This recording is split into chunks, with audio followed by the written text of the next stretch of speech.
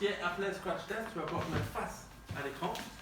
Et je vais te demander d'amener ta main droite ou ta main gauche, très bien, entre les omoplates le plus bas que tu peux. Moi, je vais prendre un repère à peu près visuel ici. Je vais te demander de changer de main. Ok, pas de grosse différence, on est bon. Tu vas faire la même chose par en dessous. Très bien, l'autre main. Ok, on est toujours à peu près à 2 phalanges, un peu moins à droite qu'à gauche. Est-ce que tu as des douleurs dans ces mouvements? Bon, je vais te demander de te mettre face à tout le monde. Tu vas monter les bras en abduction à 90 degrés, tourner tes paumes de main vers le haut et redescendre lentement le plus que tu peux. Est-ce que ça provoque une douleur? Super, il y a eu de traitement, pas de douleur. On va pouvoir te faire... Non, ça c'est le drop arm pour la coiffe. Ça c'était Abbott Sander. Abbott Sander. Ok. On va passer aux luxations. Installe-toi. On parle de la glénomérale? Ouais. Ok. Pour la sternoclaviculaire, on observe. Est-ce qu'on voit que ça a popé en avant ou que c'est creux? Pour l'acromioclaviculaire, on a effectivement l'observation, puis la touche de piano. Possible. Pour la glénomérale, donc tu as eu un trauma 15 fois à peu près. Ok. On maintient ici. Relâche bien ton bras. T'es zen, détendu. On met un pouce en arrière de la tête humérale, puis j'augmente l'appui de la tête humérale en même temps que je... Ok. Test positif. Ouais. Clairement. Normalement, on peut facilement forcer la rotation. Tout ce qui est luxation, on est bon. Ah, il reste la pause, pardon. Pour la luxation postérieure, je viens bloquer mon sternum pour bloquer ma patiente. J'englobe son coude et je postériorise la tête humérale. Ça va? Ouais. Ok. Donc c'était antérieur. Ouais.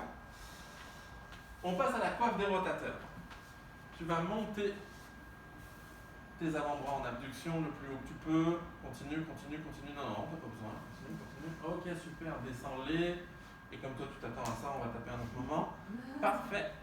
Ça va pas déclencher de douleur? Non. Super. Tu vas mettre tes avant-bras vers l'avant. Plie un tout petit peu les coudes. Super. Force contre moi. Résiste. Ça me permet de comparer avec la force musculaire. Pas de douleur non plus. Tu vas mettre tes pouces vers le bas. On va aligner tes bras. Super.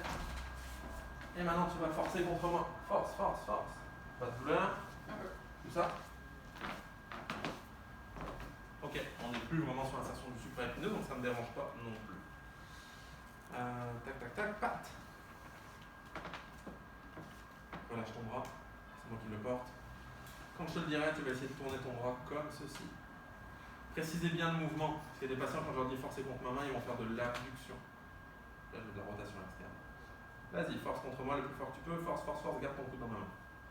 Voilà, prends appui sur ma main et tourne, tourne, tourne, tourne, tourne, tourne. Ok. Est-ce que ça fait mal? Non. Non. La rotation interne, vous pouvez aussi la faire comme ça. Vas-y, force vers le bas. Ouais. Ou, tourne-toi dos à tout le monde.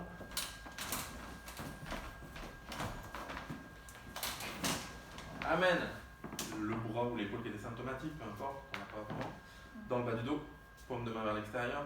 Essaye de pousser ma main le plus fort que tu peux et décaler la main de ton dos. Ok. Est-ce que ça fait mal? Non. Très bien.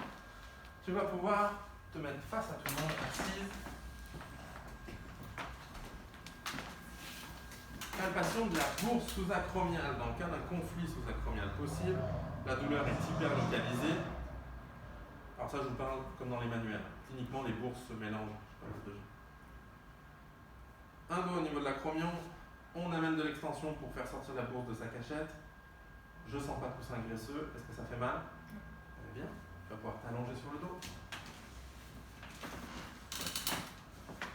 On a dit, on bloque l'épine inférieurement. On amène la rotation interne maximale. Et on amène le bras en flexion maximale. Pas eu de blocage, est-ce que ça fait mal? Non. On continue avec Hawkins. Rotation interne passive dans cette position, l'épine toujours bloquée, est-ce que ça fait mal? Non. Très bien, tu as quand même hésité. Ouais. Ok, merci. Vous avez l'ensemble de l'outine pour l'épaule. J'ai tout ça. Ah non, c'est bon. À vous de jouer.